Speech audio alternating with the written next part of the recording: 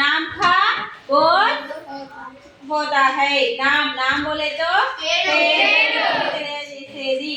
So Hindi में संज्ञा, తెలుగు में నామవాచకం, నెక్స్ట్ ఇంగ్లీష్ లో సో नेक्स्ट ఏంటిది सर्वनाम। सर्वनाम बोले तो क्या है, संज्ञा के बदले आने वाले शब्द को सर्वनाम कहते हैं।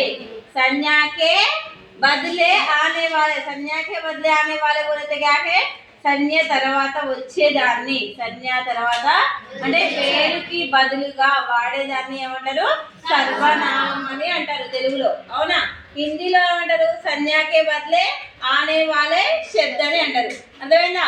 నెక్స్ట్ దానికి ఉదాహరణ ఏంటిది, వహ యహ వే హం మై ఆది। ఆది అంటే ఎక్సెట్రా అని అర్థం, మొదలగునవి అని।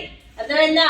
సో తుమ్ క్యా కర్తే హై, తుమ్ అనేది ఏంటిది ఇందులో, తుమ్కు క్యా బోల్తే హై, సర్వనామ్। తుమ్ క్యా కర్తే హై, మీరు ఏం చేస్తున్నారు అని అడుగుతున్నారు, అవునా? Those you are, what are you doing, మీరందరూ ఏం చేస్తున్నారు అని అడుగుతున్నారు। సో అందులో सर्वनाम क्या है, तुमको क्या कहते, सर्वनाम कहते। यह सर्वनाम, यह सीता है, सीता क्या है, सीता क्या है, नाम। हिंदी में क्या है, तेलुगु में क्या है,